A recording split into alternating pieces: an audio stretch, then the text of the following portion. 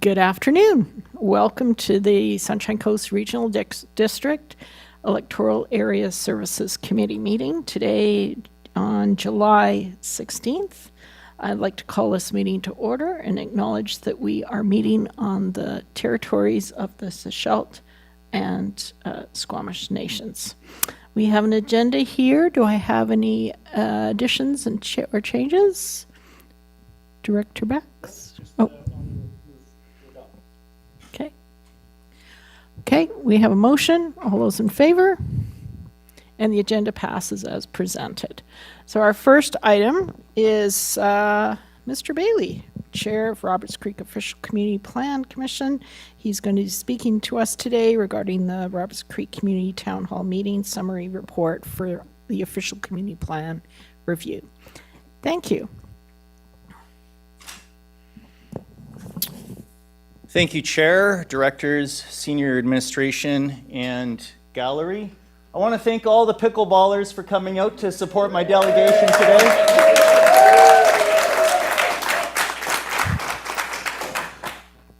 But seriously, thank you for your time, Chair. My name is Mark Bailey. As you know, I'm Chair of the Roberts Creek Official Community Plan Committee, and I'm here today on behalf of the OCPC and the Roberts Creek community. I want to share the results of 2 community engagement activities we conducted earlier this year in support of Phase 2 of the OCP renewal. I'll keep this focused.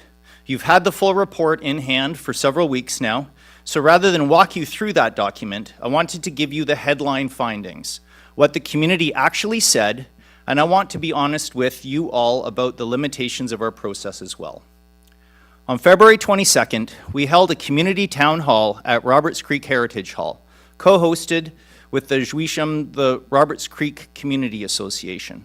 Approximately 175 people came out on a Sunday afternoon. That's a significant turnout for Roberts Creek, and we were grateful for it.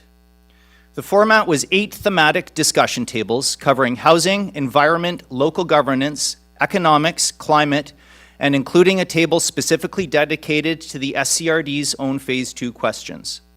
9 volunteer facilitators ran the tables with instructions to record everything they heard, including dissenting views. No steering, no filtering. The full raw notes from every table are in the report that you received.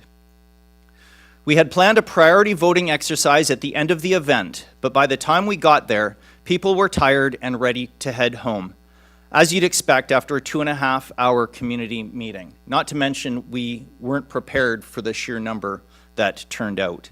So that step did not happen. Instead, we decided to follow up with an online survey. The survey ran for 20 days in March. We received 220 completed submissions, all from people who certified themselves as Roberts Creek residents, making a single submission. It's the largest community survey response Roberts Creek has seen in recent memory. So, what did we hear? The number one message from the Roberts Creek community, heard at every table at the town hall and confirmed overwhelmingly in the survey, is this: water first. In the survey, we asked residents to rank 18 community priority themes. Water first development came in first, and it wasn't even close. Nearly 4 in 10 respondents placed it at the very top of their list out of 18 possible priorities. No other priority came anywhere near that level of consensus. And this wasn't a checkbox on a form. At the town hall, it came up unprompted at multiple tables in different conversations. Residents are not saying they oppose growth. What they are saying is we cannot grow before we have the water to support it. For drinking, for fire suppression, for the basic functioning of daily life in Roberts Creek. The aquifer is under pressure, the community knows it, and their position is clear. Until there is a credible plan for water, growth needs to wait. The second and third messages are closely connected to the first. Residents want to protect what makes Roberts Creek distinct: the forest canopy, the rural character, the sense of place that people around here call, without any irony, the creek vibe. Tree protection was the second-ranked priority in the survey. At the town hall, people called for stronger bylaws, restrictions on logging above the highway, and real accountability for developers when it comes to tree retention. Trees aren't an aesthetic preference for this community. They're understood as directly linked to water retention, wildfire resilience, and the identity of our town itself. On housing, the picture is more nuanced than a simple yes or no to growth. There is genuine support for gentle densification, cluster housing, co-housing, tiny homes, multi-generational living, and infill on existing properties. Residents understand that younger people and workers are being priced out, and many said clearly that something needs to change. But there is an equally strong opposition to high-density forms, apartments, condominiums, highway commercial development. The distinction the community draws is between density that works with the landscape and density that replaces it. One phrase that came up more than once: density does not have to mean concrete. The fourth message is about governance and local voice. Residents want to keep meaningful local input into land use decisions. They value the OCPC. They value the APC process. They are open to OCP harmonization, but only on the condition that Roberts Creek retains its own chapter or addendum in any regional plan. The concern we heard repeatedly is that harmonization could mean Roberts Creek gets averaged into a regional framework that erases what's specific and important about our community. This is not a concern we can dismiss, and we ask this board to keep it in mind as the harmonization process moves forward. At this point, I want to pause and be transparent about the limitations of what we presented to you, because I think that honesty serves this process better than overselling our results. Our survey respondents skew towards older, longer established residents. That's not necessarily a bad thing, but the average age was 58. The average tenure in Roberts Creek was nearly 22 years. The single largest age group was 70 to 79. That means that younger residents, newer residents, renters, and those who aren't connected to existing community networks are likely underrepresented in our data. We don't know exactly what those voices would have added, but we think it's important that you know that they may be missing. The survey also did have a technical issue. The ranking interface was a drag and drop tool that did not work correctly on all devices, and about 1 in 5 submissions didn't record ranking data as a result. We've been careful to note that throughout the report. And the 18 priorities were presented to respondents in a fixed order on the survey form, which, as you know, can influence how people rank items, particularly in the middle of a long list. For that reason, we're confident in the top 5 results. They held up consistently across multiple independent analyses of the data, as well as what we were told at the town hall, but we'd ask you to treat the rankings below that as directional rather than definitive. To bring it home, 175 people gave up a Sunday afternoon. 220 people took the time to complete a survey. The Roberts Creek community engaged with this process seriously and in good numbers. What they told us is not complicated. Protect the water, protect the trees, respect the character of the community, and make sure there's a genuine local voice in whatever comes next. We've tried to represent that faithfully, and we've tried to be honest about where our process fell short. We're grateful for the opportunity to bring it to you today, and I'm now happy to answer any questions. Thank you, Chair. Thank you very much. That was incredibly informative. And also, we did get the results of the workshop and the survey in our larger format, and it was incredibly informative. Like, there was so much in there and so much thought from the community. I really appreciate how Roberts Creek supports the flavor of their community. It was fascinating. Do we have any questions for our delegate? Director Bax. Oh, just gratitude towards my community and the work that they've put in, not just the OCPC, but also the members of my community. And it does make me feel proud to be here for them. What's next, I wonder, for the OCPC? We do have an update further into the agenda, yeah, we're continuing to look forward to community input as we actually start to get the draft language developed. So, Any other questions? Okay, thank you very much, and we'll head on to the next one. Thank you, Chair, and thank you, directors. Okay, our next item is 4.1. It's development variance permit, and I have staff introducing this. They'll be along shortly. Thank you, Chair. They're on their way. Oh, okay. They really are along shortly.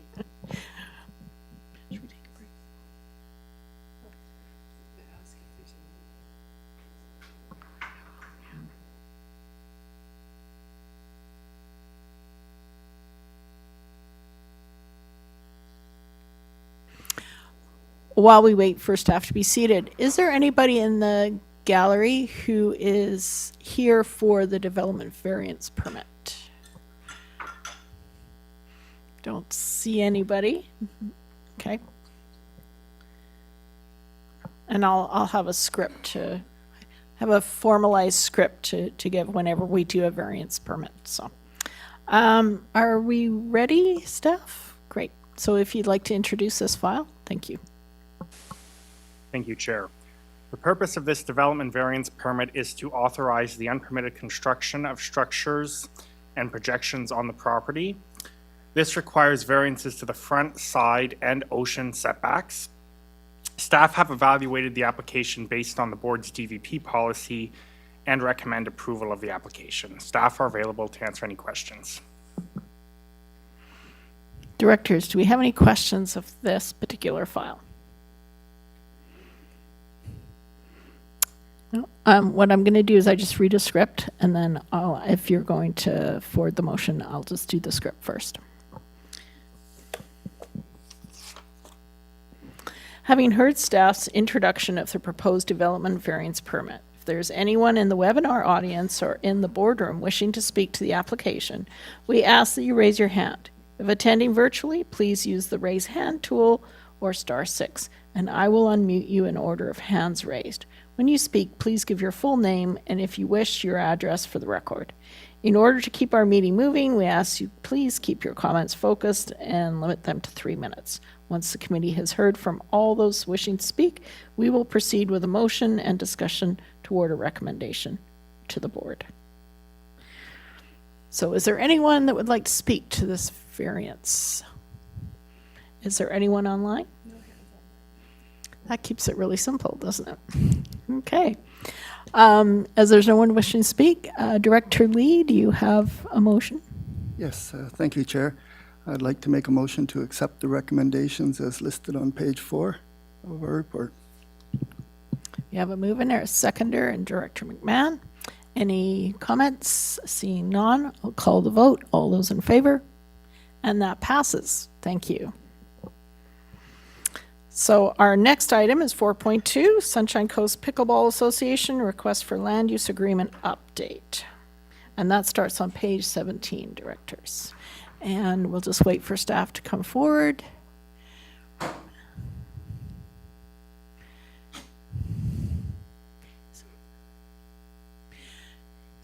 And whenever you're ready, staff. Thank you, Chair. The Sunshine Coast Pickleball Association appeared as a delegation to the board back in July of 2025 and followed up with some additional correspondence later that fall seeking support for an indoor pickleball facility. Specifically, the association identified the Roberts Creek Parkland as a potential location for their proposed facility. Staff have met with representatives from the association and have confirmed their vision for a year-round pickleball facility that would serve as a recreation and social hub for the Sunshine Coast. Pickleball is one of the fastest growing sports in North America, and with a membership of over 400 people, the club is prepared to plan, fund, construct, and operate an indoor facility that would facilitate use for the public, youth, club members, as well as serve as a location to host local community events. As I mentioned, the association's preferred location is the Roberts Creek Park site, and they would like to take the necessary steps to be able to support entering into a long-term agreement for the use of the land. The staff report before you today provides several things to consider when contemplating this particular parcel of land. We provided 3 options for the board's consideration, and we are here to answer any questions that you might have. Thank you. Directors, questions of staff? I'll start with Director Bax. Sure. Thank you for this report. Now, my question has to do with one of the reasonings behind the first. I'm sure everyone here is familiar with the 3 options available. The first option is to delay until the finish of the OCP into that would be late 2027. Now, my observation is that staff has said that this particular agreement will require public engagement, and that a public engagement campaign that happens during the OCP public engagement campaign could possibly, let's say, muddy the waters, maybe make some confusion with the general public. But my thinking is that this is rather than wait until the the OCP has been created and approved by the board, and then to look at how we can change the OCP to accommodate this particular project is not thinking efficiently. To me, it would be at this point to include the idea that this is going to be part of the OCP, and to make that as part of as a choice for this public engagement session that happens, so that the community is aware that this is something that could happen, and are they in agreement of it during the public engagement. That said, also I've had discussions with the community association on this, and the Pickleball Association as well, about public engagement. And the community association is of the mind that they will require public engagement with the residents of Roberts Creek to make sure that this is something that they want, that they see as an amenity for the community that's going to be good for all of us. And that the Pickleball Association has discussed that they will engage the public through various means with the guidance of the community association to do a public engagement, and present us with a report on that and how the community envisions this particular piece of property. Now, it's doing nothing is controversial. And doing something is controversial. And no matter what we do here, it's going to ruffle some feathers. Absolutely. But I have been talking with some of the former directors of the regional district, Brett McGilvery, who was instrumental in acquiring this land while he was sitting in this chair. And he is in support of this project. And I talked with Donna Sugar, who was our longest serving director here, and she's in support of this project. She has some other ideas as to what could be added to it, but we'll talk to Donna about that. The history of this of Roberts Creek, as far as recreation facilities goes, is that there was initially supposed to be a recreation facility in Roberts Creek, and it never happened. It was supposed to be in Cliff Gilker Park, and it never happened. This particular project, I think, is a way of bringing my community together at that corner. The local chapter of our Masons and the community association and the pickleballers all together will create a relationship on that corner of the highway and Roberts Creek Road that I think will be a real plus to the entire Sunshine Coast. I think this is something that can really uplift our section, our little section of the highway there. I'm going to listen to the other directors and see if they have any other things before I make any motions. Any other comments, questions from other directors? Director Gabias. Yeah, thank you, Chair. And it's really wonderful to see community members take initiative to activate spaces and to bring people together and promote health and wellness. And I think we should endeavor to support that when and where is possible. Thank you to everybody who's been advocating and working really hard on this. Question for staff, just following on Director Bax's comments about the sort of the process, like instead of waiting for the OCP to be completed and then looking at it afterwards, like, question for staff, like what would be an appropriate process if we were trying to utilize the OCP renewal to, I would say, I'm going to say streamline, but like make the process maybe a little more efficient, as Director Bax said? Like what would that look like? What would be an appropriate way to do it? Manager Jackson? Thank you for the question. So the OCP project will be looking at broad engagement over what type of community we want to have, how we handle the growth that we know is coming our way based off of our housing needs report, and making sure that we have the type of amenities, including parkland and other rec facilities in place that help meet those needs. Having a focused conversation, however, around a specific site can have some risk associated with that in terms of what that means for the broader project. And I'll just note that the OCP project, as it stands, has a scope and budget attached to it and a timeline. And so making changes to that could have some complications. I would think that any sort of engagement that would relate to these would have to be broad rather than specific to a site. It would be not in keeping with the standard OCP engagement process. So that staff's recommendation is to keep them separate. Thanks. Any other comments? Director McMahon? Sure. I wouldn't want to muddle our already complex OCP process with pickleball because it's got enough going on at the moment. Most people don't realize this, but the SCRD owns very, very few pieces of property, and they aren't making them anymore. So I think it's super important for a robust community engagement that the Roberts Creek community in particular and the other residents of the coast agree that this is the best use of this particular property going forward. But that engagement can happen now. I don't see any particular reason to wait on the OCP. Any other comments? No. I would just like to ask staff, I think there seems to be some agreement with the board that this actually remain separate from our OCP engagement process, and there's option 2 outlines that. How does that impact staff direction for what they're doing now?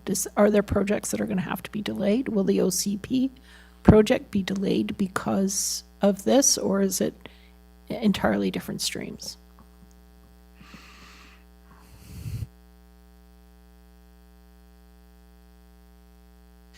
Thank you, Chair. I'll start, and then if Manager Jackson has something that he wants to add from a planning perspective. So the way that staff have approached option number 2 is that it would be incumbent on the association to make an application for an OCP amendment as outlined in the report, followed up by a zoning amendment. And so then it would be incumbent on the person that's making the application to follow the process, which would include engagement. So it's quite a different process than what's happening in OCP. And those processes happen through development. So we have standards in place for that. And maybe if Manager Jackson has anything to add at this point, he can. Thank you.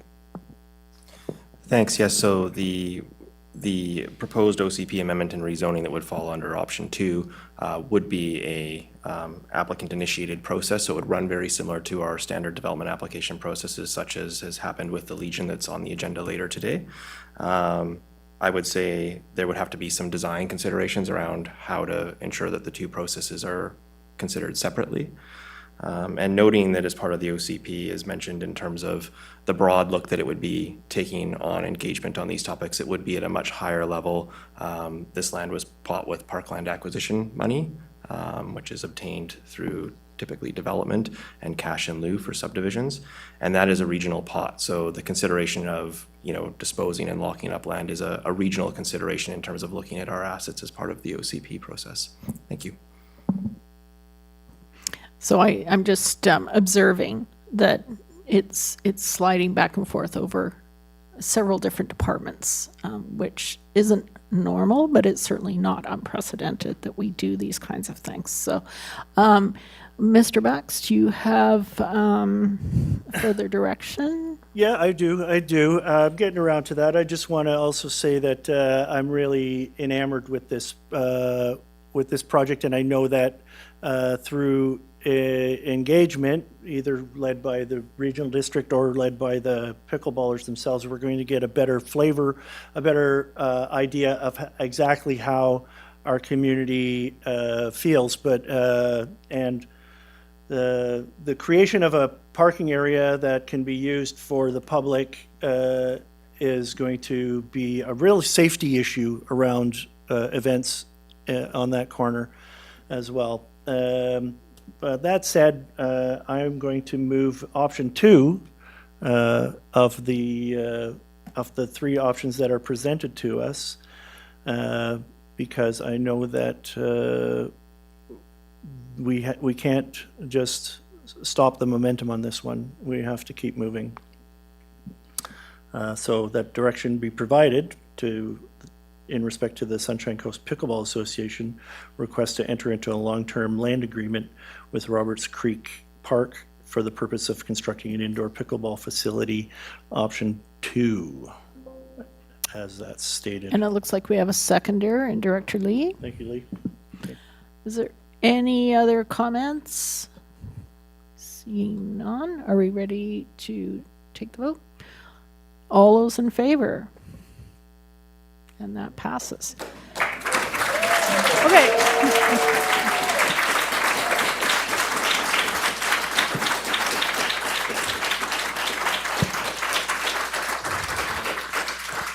So keep that energy and enthusiasm, because that's just a very tiny little baby step. Okay, there's lots of steps moving forward, and a lot of it has to do with not just the willingness and acceptance of Roberts Creek, but this is a regional initiative, so it is impacts to that particular function around parks. So congratulations for tiny step 1.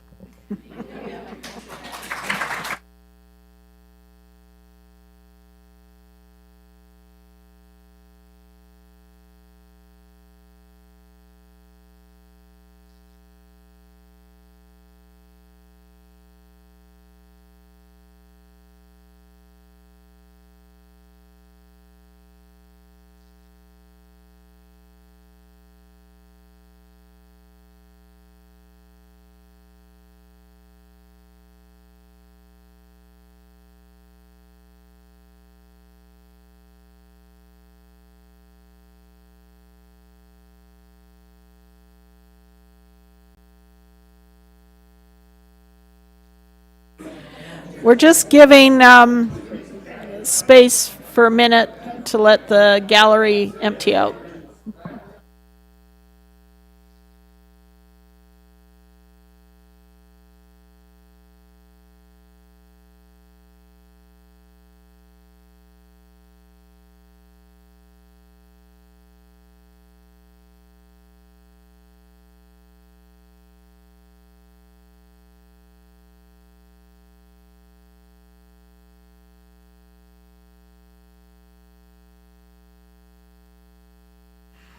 Thank you, while we let the energetic pickleballers move out of the gallery, and now we're empty. So we're at 4.3, Cooper's Green Boat Ramp Engineering Report, Summary and Next Steps. That's page 26 for directors. And whenever you're ready. Thank you, Chair.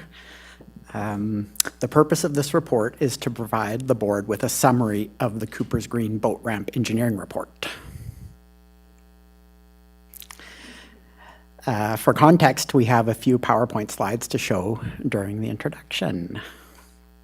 So here is the boat ramp overview location in Half Moon Bay, in Cooper's Green Park, and the boat ramp's in yellow there, and the blue lines there are the license of occupation granted by the province. Next slide, please.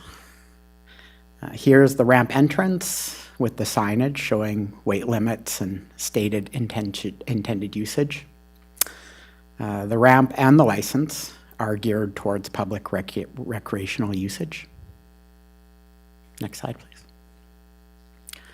And here is the ramp, a picture of the ramp from the top looking down a couple of days ago at low tide. There are sections of the ramp that the engineering report recommends repairing as outlined in the report. So next step and considerations and options are outlined in the staff report, as well as recommendations for the committee's consideration on page 1 of the report. And staff are here to answer any questions you might have. Directors. Director Gavias. Thanks, Chair. We finally get to talk about the boat ramp. How exciting. I think, like, first and foremost, well, thanks to staff for this. I've been wanting to see these for a while. The main things are this ramp needs to stay open. This is a critical piece of infrastructure in Half Moon Bay and on the coast. It is beloved. It is well used. It is people depend on it. I'm thinking of people on Thormanby, people recreational use. Could probably talk at length about how much they love it.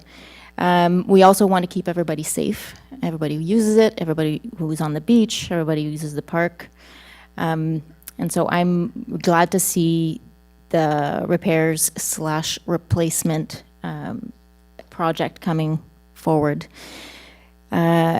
So my understanding of and staff can correct me if I'm wrong, is that at part of the budget proposal will include options, because in those, like, every section has, like, whether replacing or repairing.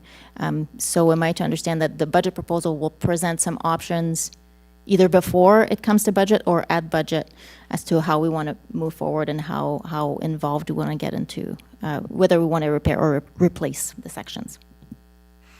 Does staff want to respond to that, please? Thank you for the question, Chair. Yes, in the report has a provision in it that outlines that staff would return through the process based on our understanding that's going to be developed if that was the decision of the board to move forward with it, with options. And do you have a follow-up, or is there other questions, Director Lee? Yes, I'm quite curious about the ramp. We do have a few in Pender as well that are needing repair, so this is an interesting project to me. As I read this, Section 1 and Section 2 are really the important ones for the heavy traffic, because you wouldn't have those kind of traffics on unless it was high tide. And 25 feet now is quite a small boat. You're going to get 30-foot boats heading down there as well, which is going to be a little heavier than the 25 that's here. So my question, actually, after those observations, I suspect that the top one will be precast and then put into place, because that's how they're doing ramps nowadays. What would be the difference in cost to build one that could take substantially more weight? Because then what you would have is Section 1 and Section 2 upgraded to be able to stand a higher weight of the bigger boats, and perhaps even the occasional user that breaks the rules, and we don't want them to break the ramp while they're breaking the rules. So would there be a substantial cost to make that upper section capable of supporting additional weight, or has that been contemplated? Staff, do we have that kind of background information? Thank you for the question, Chair. That has not been contemplated yet. It was a like for like was the contemplation of the report. And yeah. And you have an additional information? Manager Huntington. Thank you, Chair. Yes, the engineering report that we're reporting back to the board on here was for repairs related to a like-to-like repair or replacement of the ramp. And that would be maintaining our current service level. And if the board is wanting to explore other options, that would have to be a decision or a notice of motion coming forward. Thank you. Director Bax and then Director McMahon. Yeah, I can see that the load limit on this ramp is about 25,000 pounds, or is it kilos? I'm not sure. And that I'm of the understanding that occasionally there could be something as big and heavy as a cement truck that uses this ramp. Probably not allowed, but then they can run between 54,000 pounds to 7,500 pounds. So we're looking at a lot extra. And I heard recently, thank you, Director Lee, that we can no longer cast concrete in salt water. That it has to be done as a slab, a pre-cast slab, and then installed. Has that been taken into consideration? If you can answer the question, you're welcome. Hi, thank you for the question. All those sort of options and variables would come with further investigation into what the design and repair might look like. And just reiterating again that what's before us and what we're proposing is like for like, and anything beyond that might have sort of increase the capacity or load rating of the ramp would be a service level increase. It would also have other regulatory implications that I think would sort of broaden the planning piece that would have to go with project proposal. Thank you. And Planner Adams, do you have something to add? Director McMahon. Yeah, I have several questions, but just to talk to the various possible uses, I think perhaps we should broaden our investigation because one of the aspects of this is that is there an emergency use of this ramp potentially, right? And so I just think we need to consider everything before we narrow it down and then make a final decision about what we're doing. One of my questions was, last term I remember the board, the SCRD, received a lot of complaints about non-allowed uses of this ramp. Are we still receiving a lot of complaints about this ramp? Staff. Thank you for the question. No, we're not. Director Lee. My sense of humor got me. I'm sure hoping we're not proposing a like for like because I noticed that it fell apart and it wasn't strong enough. So I think what we're actually doing is bringing it up to the standard, not like for like. Anyways, that's what I would hope, because the report says only the middle section, section 2, has the capacity to support the intended load. So anyways, I kind of agree with Director McMahon. I could see where we might want to put a fire truck on a barge right there. You know, and those are a little bit heavier than that. So it's we got to be careful what we're doing here, that we're not wasting money. Director McMahon. Yes. Okay. One of the big considerations at Cooper's Green is sea level rise. So I assume that any redesign of the ramp would take into account rising sea level on not just the ramp, but the associated parking and, other uses of that beach. Staff, has there been contemplation of that in terms of parking? Of course, that would be contemplated in a timescale. Jim, oh, here we go again. Thank you, Chair. I just also want to draw the board's attention to the fact that we don't have a lot of parking there. Parking happens along the road of right-of-way, which is not our road. That is the jurisdiction of the ministry. So there are some complexities to that site, as we all know, not just in jurisdictions, because we also have a license for a specific use. So if the board is wanting to contemplate different uses, that has a license implication. So perhaps it would be something that wants to be contemplated, and if there's a different service level that is being contemplated here, then that would need to be outlined very clearly to staff before we went any further in the planning. I think would be very useful. Thank you. I'll go back to Director Gavious. You know, I have so many questions, but one that I have is, do we currently have an asset management plan for the boat ramp, and are we contemplating, if not, are we contemplating one?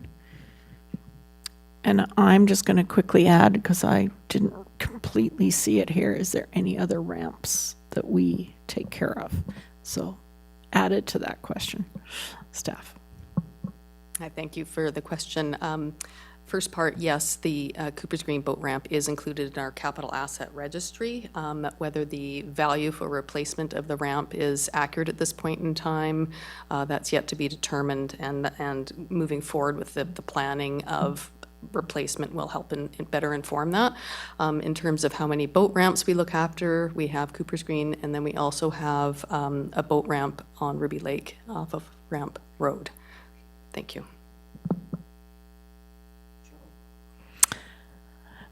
GM Gagnon. Thank you, Chair. I'll just further add that the board will remember that although we have a capital asset plan, that is funded around $300,000 a year, and I believe the report that came forward last budget identified millions of dollars of asset backload. So although it's in the registry, as Manager Huntington noted, it's not captured in the $300,000 that we get every year. So this is, in fact, staff would be bringing forward a separate budget proposal specific to the Cooper's Green ramp. Thank you. Director McMahon. Yeah, and I just wanted to thank staff for the background reports, because I read the old reports to refresh my mind about this very complex site where there is an awful lot going on in a very small area. Is there, I'll just ask for fun. To me, although this is an amenity in a park, should it not be in the ports function because it's really a port? I did not ask that question. Staff, do you have a response? GM Gagnon. Thank you, Chair. I guess I would actually refer this to the corporate officer, because you have establishing bylaws that identified 9 very specific ports that go under the ports bylaw. And because this ramp is an asset that exists in a park, that is probably why it is under the parks service. Thank you. Thank you. We're just looking for the logic of things. I have a hopefully not too difficult question. Has there been any attempt, or is there communication with specifically the Thormanbys or other islanders that are using this ramp to access their properties? Do you have contact with them? Thank you for the question. At this point, no. So this was a report outlining, summarizing the engineering assessment of the ramp. Yeah. Director Lee and then Director McMahon. This was a question I had earlier, and that is, the license of occupation appears to be for recreation boating purposes, which I think that's clear enough.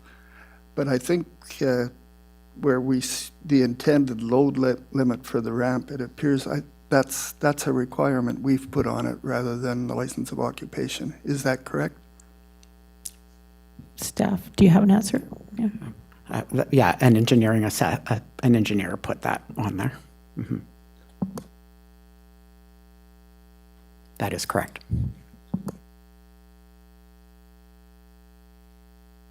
Director McMahon. Oh, sorry. Go ahead, GM Gagnon. Yes, but the intent of use is recreational. It is not a commercial license.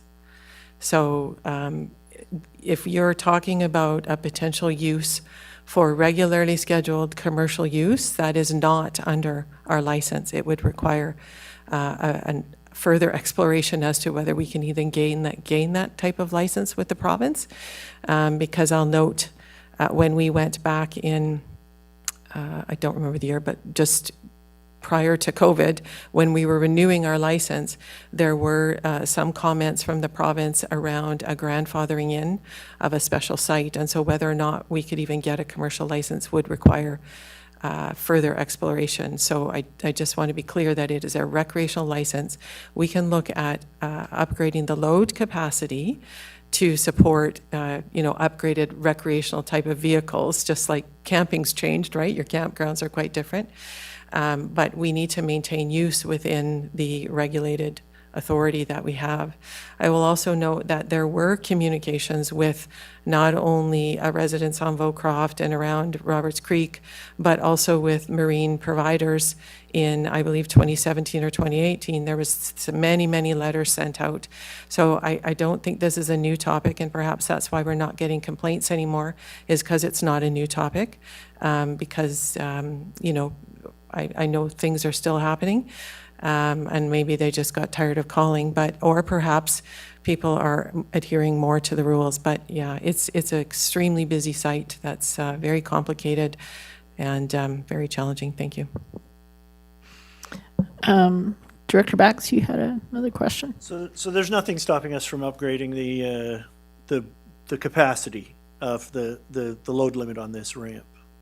If we were to make it so that it had the capacity to take a fire truck in an emergency, it would have to sit somewhere between 40 to 60,000 pounds capacity in order for a fire truck to be put on there. And who knows, that might be something that's required. It would still exist within the recreational use. But without policing the site closer, we're always going to have people that are going to use it. I think our own policies, but if staff would like to just confirm what is limiting us in terms of that particular build. I heard licensing to a certain extent, but upgrading, where does that fit?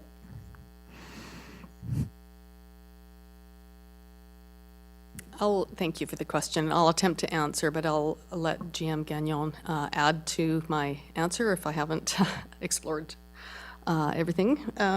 I think, again, we're looking at service level increase. It is a very complex site, not only from community needs and acknowledging that there is a lack of a commercial boat ramp in this region, but we do have to look at what our license, what the terms of our license agreement are. We have to take into consideration other legislative things like the Heritage Conservation Act, environmental, et cetera. So it's, I think all of that needs to be contemplated, and a potential look at the service level increase that would come with looking at changing the sort of load limit for that ramp. And GM Gagnon, if you have anything to add. GM Gagnon?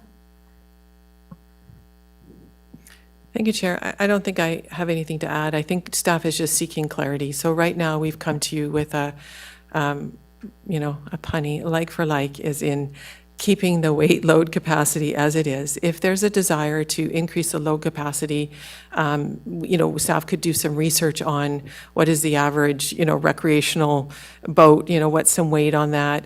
Certainly the use of the infrequent use that might happen of the boat ramp by a fire truck for an emergency, that's not going to be a license issue. Because we're not suggesting that we're building a ramp for a commercial use. I think if the direction is still recreational use, but we may want to do some exploration around what that means. Like I said before, campgrounds are designed for these tiny little trailers that used to only weigh however many thousand pounds, and everybody's now rolling in their fifth wheeler that weighs 3 times as much. We can certainly do that research, and then we can look at informing our planning that way. But that's not about a change in use. That's about a change in load capacity to support the same use, is what I'm hearing the board say. And so just looking for clarity around that, I think, would be very valuable. Thank you. Director Gabias, and then I'll go back to Director McMahon. Yeah, thank you, Chair. And I don't think we are interested in this ramp becoming a commercial ramp. That park has a lot of constraints. There's a lot of traffic already with recreational use. What would, the impacts of turning that ramp into a commercial ramp, I don't think that's the desire of residents in Half Moon Bay. They can correct me if I'm wrong. But I think there's the question of we have the opportunity. I think maybe that's what we're looking at. We have the opportunity here through this project.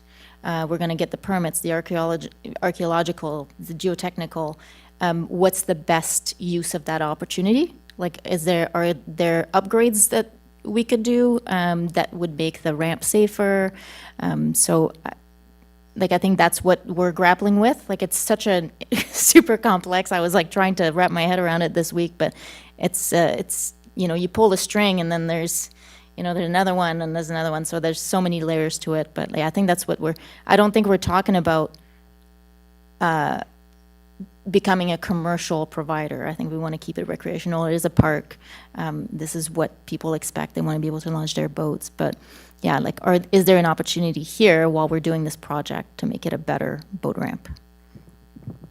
And I'm just going to add in really quickly, what's happening, I think, in our conversations is just begging to jump to a wider issue, which is what is marine access possibilities on the Sunshine Coast? How does the SCRD fit into that? What's happening? It's all these bigger questions that actually Cooper's Green probably isn't the answer, but it's still begging those questions that we want to ask and we're not sure how to ask, and we're also afraid to ask because the answer can be quite overwhelming. So I think that's part of it as well. But it sounds like we're coming to a point where we can have a motion that brings in some of these aspects. Director McMahon. Yes, I mainly agree with Director Gabias. For any number of reasons, I don't think we want to explore allowing commercial use of this ramp. But if we're going to spend the money to rebuild the ramp, let's do it right. And so if there are some considerations, so that, perhaps we should just widen the criteria a little bit just to make sure that we have covered off all of our options before we go ahead. I'm not sure, now I have to go back and look at the motion. But I do think that like-for-like replacement has been an issue in the past because like-for-like does not necessarily meet the current needs. So we need that much flexibility. Any comments? Do you want to try something there, Director Gabias? I don't have anything to try right now, but I'm just wondering, how would that fit? How would the timeline change if we were to ask staff to now explore, other considerations to improve the boat ramp? What impact would that have on the project and the timeline? And will it be usable while we're going through that process, I guess, is part of it. Yeah. Staff, do you have a sense of additional timelines if we look at a better recreational boat ramp? Thank you for the question, and it would be very, it's a guess. For planning for like, we're estimating it could be up to a 2-year process given the constraints and considerations on that site. If we're asking for something beyond like, we can probably anticipate the planning process being longer. than 2 years, potentially. Thank you. GM Gagnon. Thank you. Manager Huntington is right, but I don't think that would stop us from necessarily bringing forward a budget proposal.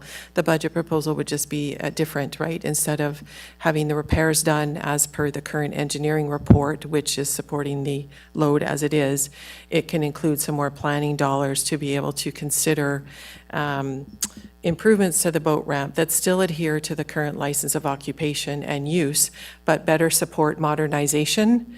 I should have wrote that down because that was actually not bad.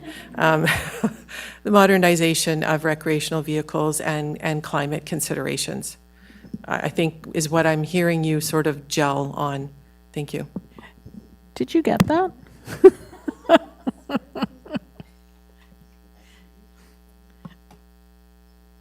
Should we take a 2-minute break and just try and get a crafted recommendation for consideration? Thank you. So we're just going to take a very brief break. Thank you. Improvement support,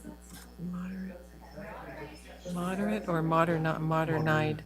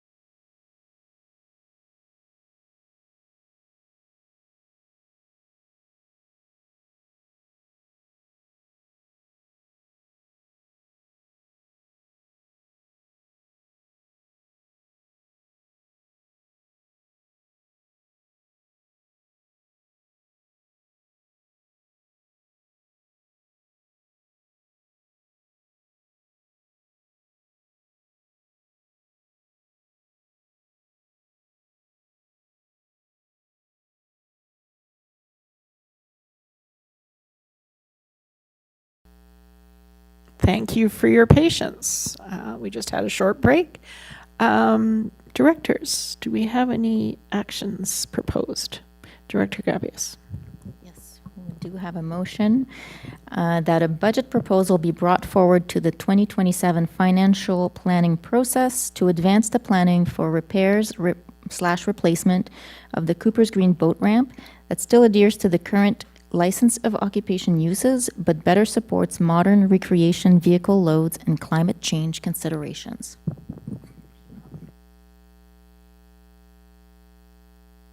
Any other questions, comments from directors? Seeing none, I'll take the vote. All those in favor?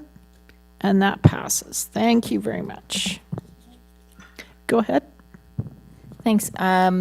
Just wanted to get that motion done first before we talk about the sign. Is there a way that we can have better signage about that weight, that load limit? I think there's a sign on the big bulletin board, but could we have something a bit more visible, like increase like awareness of that load limit in case some people are not aware?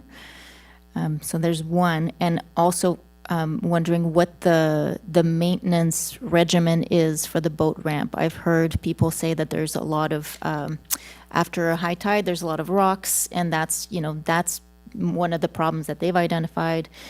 So is it part of the maintenance plan as part of the parks maintenance? And is there a way that we could maybe increase the maintenance of that ramp, or have someone said maybe just put a push broom next to the ramp and then people can do it themselves. I don't know if staff has any comments on that. Staff, do you have any comments on that? Thank you for the question. Yes, staff do go out there and maintain the boat ramp, perform visual inspections of the boat ramp as well. And I believe when we do get service requests from the public as well, if the gravel is accumulating on the ramp, staff will go out there and perform additional visits to improve the safety and usability of the ramp. Thank you.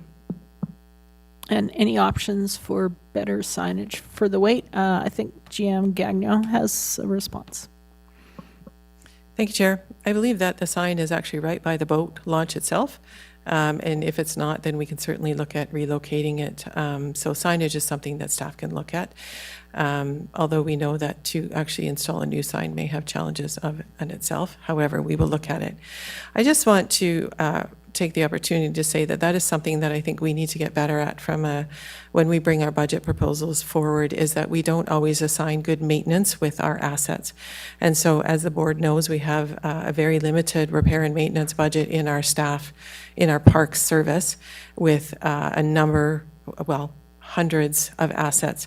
So as we contemplate these type of capital investments, hopefully one of my parting gifts to my staff is to have hammered home that we need to be bringing forward the ongoing expenses that are aligned with that, and be working with the engineer to talk about what is the maintenance plan that should be done on this boat ramp, and then that's a service level that the board can decide when they look at those proposals. Thank you.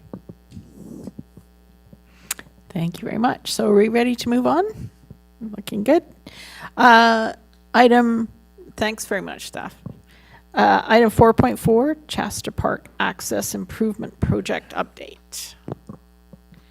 And that's on page 33.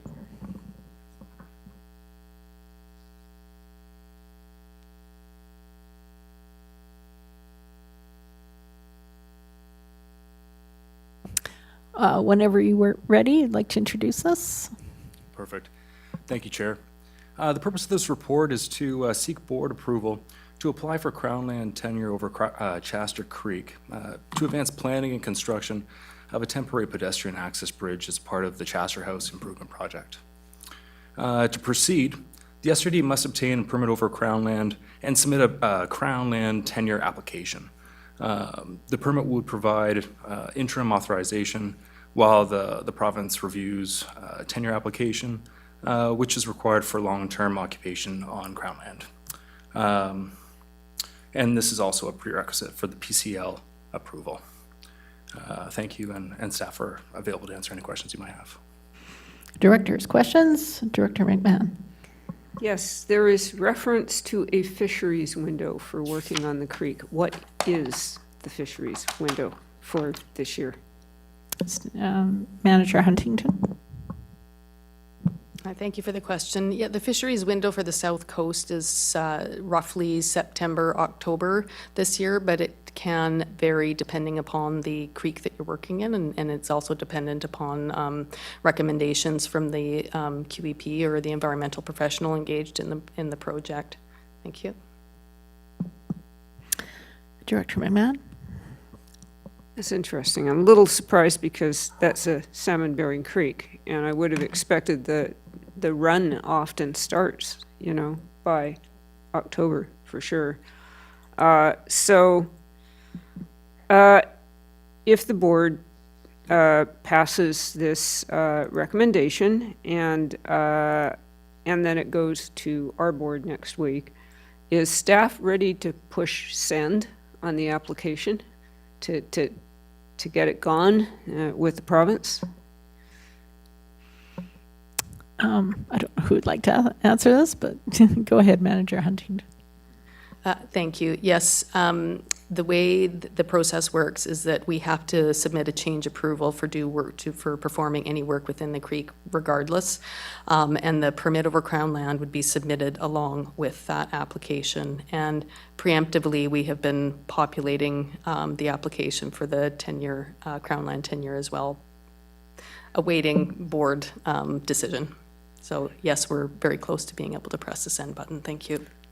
That's wonderful to hear because, you know, this has been almost 5 years and the community is really anxious to see this move forward. So my final question, I don't know who wants to tackle this one, is, you know, the PCL permit is very unlikely to be turned down by the province. It's a very routine sort of permit. So what would be involved if the board were to direct staff to go forward with work this year in anticipation that the PCL will be approved? Staff.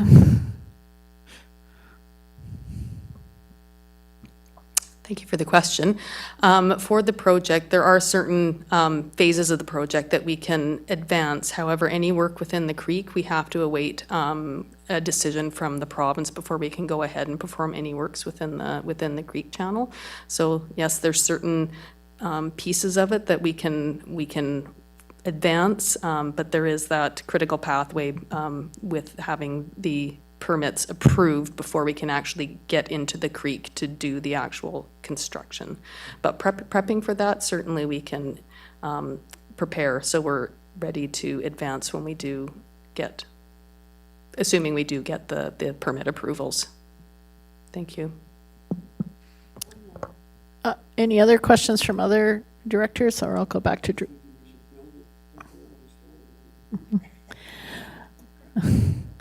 Oh, you are sparky today. Director McMahon. Yes. What are the odds of getting this project done this year?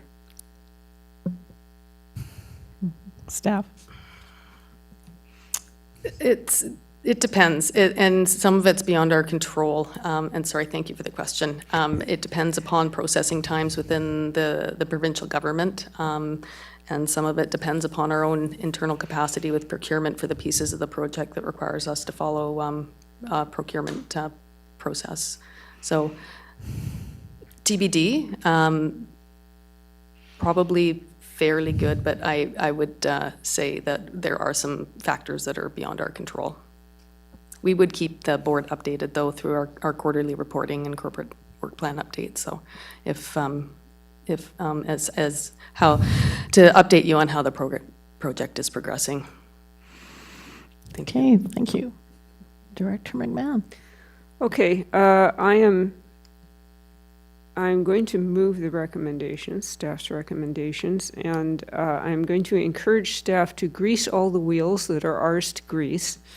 And I will be approaching our MLA about incentivizing the province to get that permit approved so that we can move this project along. And I would appreciate an update from staff as soon as possible in September, because, you know, we'll be right on the window there. And I realize it's partly weather dependent. If we should suddenly have a lot of rain, then it changes the whole picture on the creek. But yeah, let us hope that we can get this finally done.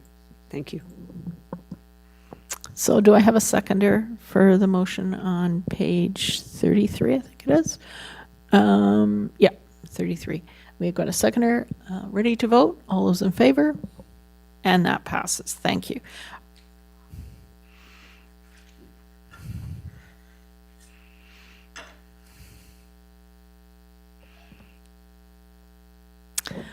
Thank you. So now our next item is Dakota Ridge Recreation Sites and Trails Partnership Agreement, page 38. And go ahead whenever you're ready. Thank you, Chair. The staff report is to seek approval for the SCRD to enter into a renewed partnership agreement with Recreation Sites and Trails BC for the management and maintenance of Dakota Ridge Winter Recreation Area. Staff recommend renewal of the partnership agreement for a 5-year term. Thank you, and we're happy to answer any questions you may have. Directors, any questions? No. Does anybody want to make a recommendation? Director Bax? I'd like to remove the recommendations as they appear. Seconder? Director Gabius? And just a statement, thank you. This is sort of, it just happens. It's wonderful. This is what we like. And there's a lot of work that goes into Dakota Ridge. So if there's no other comments or questions, all those in favor? And that passes unanimously. Thank you very much. Our next item is 4.6, Harbor Authority of Pender Harbor Sewage Treatment License Agreement, starting on page 41.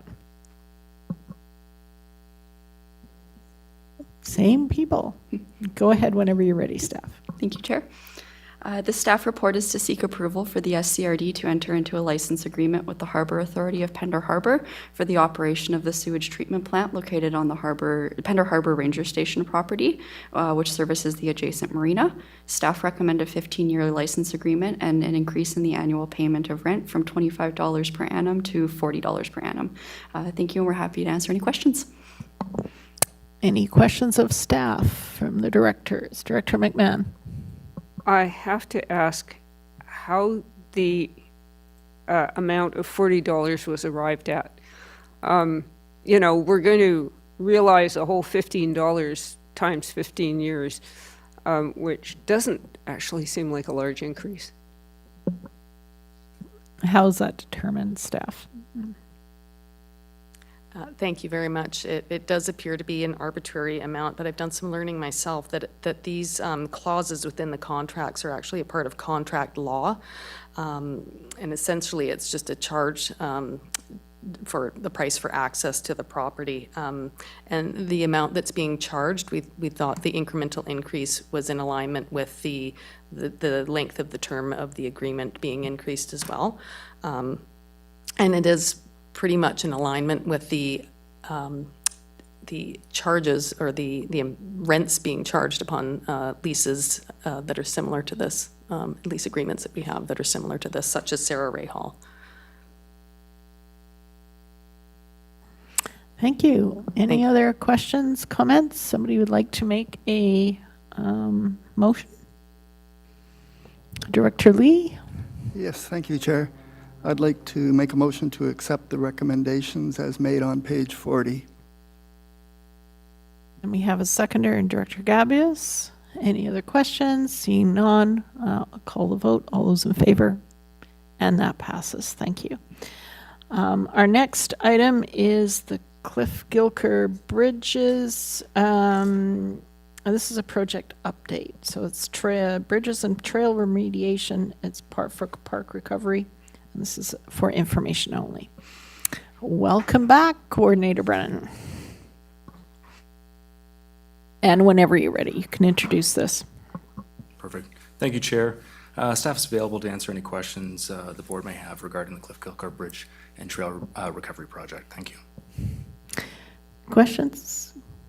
Comments? Director Gabius? I'm curious, I would love to know how the volunteer day went, or days, I guess there were a few of them. What kind of, like, how many people showed up, and like, how did it go? And I'd love to hear a bit more about it. Who would like to answer that? Go ahead. The numbers were low, but the first day we had 5 very passionate people show up, which was absolutely amazing, and we were able to conquer quite a bit of the yellow trail. The second day, we had 2 also very passionate family members show up, and you know, it was just really great to see people taking great pride in the community and the park that we have. And the yellow trail is almost complete now, and so come Thursday it should be ready for unveiling. Thank you. Great, thanks. And thanks for the update. It is always, we like the good news ones. So thank you, staff. Our next item is going to be Egmont Pender Harbor Official Community Plan Amendment Bylaw 708.3, and we'll see the recommendations starting on page 49.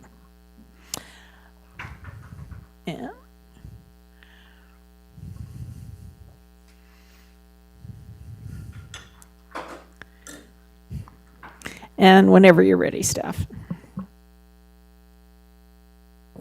Thank you, Chair. The purpose of this application is to allow for a neighborhood pub use at the Madeira Park Legion. This requires OCP and zoning amendments to allow for this use on an institutional property. The SCRD has received 2 referrals from the Liquor and Cannabis Regulation Branch to transition to a liquor primary license and to extend the operating hours. Staff recommend that the bylaw receive first and second reading and that a public hearing be scheduled. Additionally, staff recommend that notifications for the LCRB referrals be done concurrently with those for the public hearing. Staff are here to answer any questions. Any questions of staff? No. Would you like to make a recommendation? Director Lee? Yes, but I need to plunk some names in there on number 5 first, so. So part of the recommendations here is that directors be delegated as chair and director for an alternate chair to conduct the public hearing. So do I have a volunteer for the chair? Director Bax, and an alternate would usually be the director. So Director Lee will be the alternate. Okay, so now we have the recommendations before us. So with that in place, I would like to make a motion to accept the recommendations on page 49 and include that Director Bax be delegated as the chair and Director Lee as the alternate chair to conduct the public hearing. So. And we have a seconder, Director McMahon. Oh, you have a question? Yeah, go ahead. Yes. Do we anticipate when this hearing is liable to be held? Is it going to be soon? It'll probably be held at the Legion. Staff, or is there any indication of date? Yeah. Thank you, Chair. We will work with the applicant to find a suitable date. We will have to keep in mind the notification timelines, but it could be potentially in September. And also the directors will need to be available, so. Okay, if there's no further questions, I'd like to call the vote. All those in favor? And that passes. Thank you very much. Our next item, 4.9, zoning amendment bylaw 722 for addressing unsightly refuse on private property, considering a first, second, and third readings and adoption. This begins on page 66 of the agenda package. And Planner Copes, are you going to introduce this? Yes, thank you, Chair. The purpose of this bylaw is to introduce regulations in bylaw 722 to prohibit the unenclosed storage of junk in order to provide alignment with similar regulation in bylaw 337 and the former bylaw 310. Statutory notification was placed in the Coast Reporter notifying of the date of consideration of first reading being July 23rd. Staff recommend that the bylaw be given first, second, and third readings on July 23rd and subsequent adoption following MOTT approval. Staff are here to answer any questions. We've seen this a couple of times. Questions, Director McMahon? Not really. I'm entirely in favor of this. You know, I do get complaints from time to time about the accumulation of unsightly debris on properties, and it sounds like a pub night thing that we could do, is to come up with better wordage around what is junk. But as it is, let's go with what we've got. So I'll move the recommendations on page 66. Director Gavious is seconding. Any comments or questions? Comments, Director Bax? Something about treasure and junk, I'm sure. One person's trash is another person's treasure. I find it in a rural area as there are certain people among us who build things out of so-called junk, and so I'm a little taken aback by this one, but I can vote against it if I wish. Yes, you can. Is there any other comments or questions? Yeah, go ahead, Director Gavious. So this would kind of align with the bylaw that's in Pender, correct? Like that, it would make them quite similar. So Director Lee has, have you found that to be effective in Pender? Yes, it's actually been effective in a couple of instances where the neighbors actually helped the person clean up the yard when the RD approached them, and they did clean it up. We do have situations where there's real junk and never going to be used, but the people will fight us forever. So, but that doesn't mean you shouldn't try. You got to try. And the requirement's simply you could put a fence up and keep it, or you can put it where people can't see it and keep it. So it's actually, I wish our bylaw was tougher, not softer. So I think this is a good idea. If there's no further comments, I'll call the vote. All those in favor? Anyone against? No. No. That passes. Thank you. Okay, our next item, are we getting there? Page 3, wow. 4.10, OCP drafting mandate, part 2 of 2. This is for information. It's the organizing framework, study areas, and development permit areas. And whenever you're ready, go ahead. Thank you, Chair. Before I ask the team to provide a technical introduction to this report, I'd like to provide context for this item. I'm very pleased to be able to report to directors that the OCP project is proceeding on time, on budget, and aligned with the scope that the board directed. Today's report represents the last part of Phase 2 and confirms that the SCRD has the information to begin the drafting process. Over the last 15 months, with your project direction and involvement, we've heard from thousands of Sunshine Coasters, including high school students, home builders, community associations, residents, industrial business owners, farmers, and more. We've received multiple valuable community technical and engagement contributions. We've opened new channels for talking with the community and completed first-of-its-kind technical analysis, including a natural assets inventory and detailed housing viability analysis. And last month, we received your policy direction on key pillars. With the final package of spatial work that Julie will introduce in a moment, staff are ready and excited to begin work on a draft for testing with the board, our APCs, and the community in spring of 2027. Thank you.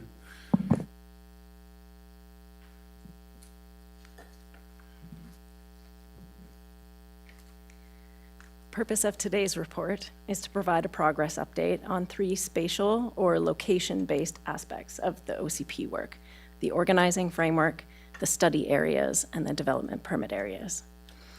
The organizing framework in attachment A of your package is a demonstration of work in progress following the board's direction from November 2025 to integrate existing land use designations into a single framework that retains the existing permissions. The titles and the numbers of categories in the framework are likely to be refined in the review and the drafting period ahead of us. 7 study areas in attachment B have been identified for more detailed analysis of how the pillars might be specifically applied. These are areas that have suitability to accommodate housing need while also planning for climate resilience and environmental stewardship, and for which more research is required to understand area-specific character and policy needs. Attachment C demonstrates the board's project direction as it applies to development permit areas. The intent of this attachment is to provide clarity on the scope of development permit area work. Staff are pleased to share this information report that, when combined with your previous direction on the project and the OCP objectives, forms the drafting mandate for the official community plan.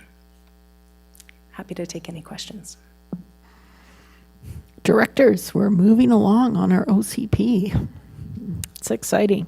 Any comments or questions? Director McMahon?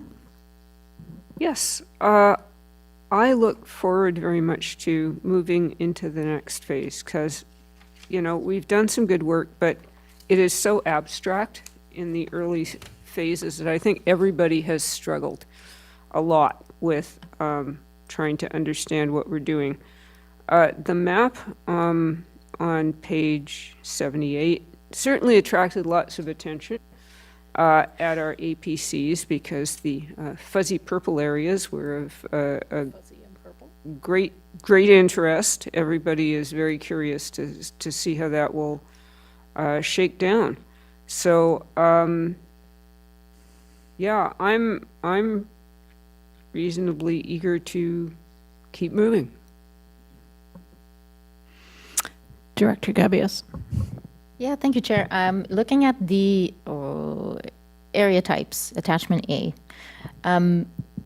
is this the final number? Are we trying to pare it down even more? Like, what is the sweet spot? What is a good number? Like, is there going to be further work on that to fine tune it? Is it Planner Clark? Okay. Thank you very much for the question. There will continue to be analysis on those categories, or what we're calling right now as area types, and analysis across all of the existing OCPs will help us to keep refining into the drafting period. So you can expect to see perhaps a different number of categories, perhaps different titles on those when we bring back a draft for you in early 2027. Other comments? Director Gabias? Yeah, I've got lots. Yes, so as we are all aware, the Community Development Forum in Half Moon Bay has done a lot of work, advocacy about the coastal Douglas fir conservation, coastal Douglas fir, moist maritime biogeoclimatic zone. Oh, I remember that. Setting up workshops, did a lot of really good work. And we also have a motion that we put forward in regards to the coastal Douglas fir. And now we have the maps, the sensitive ecosystems maps. And so I think there was some anticipation that maybe we would see some new DPAs or some changes to DPAs. And like right now, we're not looking at new ones. But is staff looking at creating new DPAs or working with what we currently have? I think there is an appetite in my community and beyond to have like some kind of protection of sensitive ecosystems. And DPAs might be a good tool. Are you asking specific to coastal Douglas fir or just in general? I think sensitive ecosystems first, yeah. Staff, do you have a response? Thank you for the question. At this stage of the project, staff can see that there is a need to consider sensitive ecosystems in SERD's land use planning framework in order to meet legislative requirements. Sensitive ecosystems would include but not be limited to the coastal Douglas fir moist maritime ecosystem. Development permit areas are one tool, but not the only tool that could be used. And so in the process that's ahead of us, staff will be looking at all the available tools and may have a proposal that's integrated in the draft that we bring back for consideration here, but also with the community. So that will be tested in phase 3 engagement. I'm also thinking, Director Gabius, these are great opportunities for the community members to keep educating their neighbors and building that awareness, because it all sounds good, and then they what do you mean, the trees? So it is good to keep building the importance of those sensitive ecosystems. I think it helps once it comes in. So. If I may add that the Community Development Forum and a lot of their volunteers have done a lot of education of the community, which has been wonderful. So really thankful for them. Any other comments about the maps or the direction we're going in here? Everybody's happy? Director Lee? Yes, actually, I was quite happy. I appreciated the chart on page 80 of what DPAs are where. And I think it kind of reflects the character of our areas. But it was nice to see something that just everything is there in one page. I really liked that. It was a great way of summarizing it. And listening to the delegation earlier in the meeting, it also does follow some of their priorities too. Like you can see it flowing through. That's another part I appreciate. So if there's no other comments or questions, thank you, staff, and we look forward to seeing this move forward as we go ahead into the fall. It is a huge amount of work, so thank you. Our next items, we have the Advisory Planning Commission minutes from all the areas. Did we have anything that you want to highlight, directors, from any of those minutes? If not, we just accept them. Receive them as presented. So I'm not seeing anything. I'd like to move on. There's no communications, no new motions, no new business. So if somebody would like to, I'll read it. For the in-camera, we're ready to move into in-camera. That the public be excluded from attendance at the meeting in accordance with Section 91K of the Community Charter.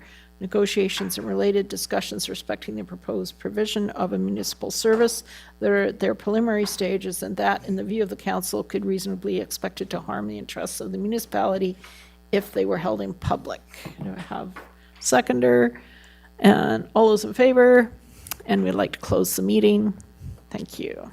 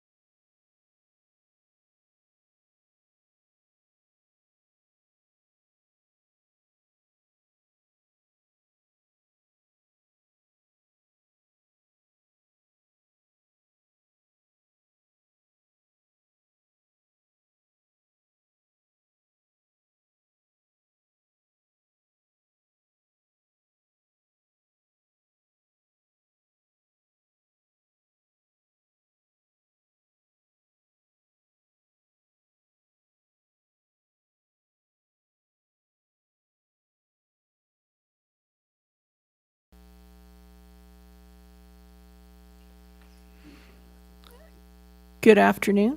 Welcome back to the Electoral Area Services Committee meeting. I'd like to call for a motion to adjourn our meeting. We've got a seconder. All those in favor? Thank you very much. Is there anyone in the gallery that would like to ask?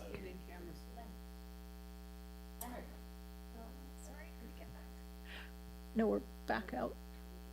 I know, but when we No. Oh, it shuts down completely. Okay. Okay.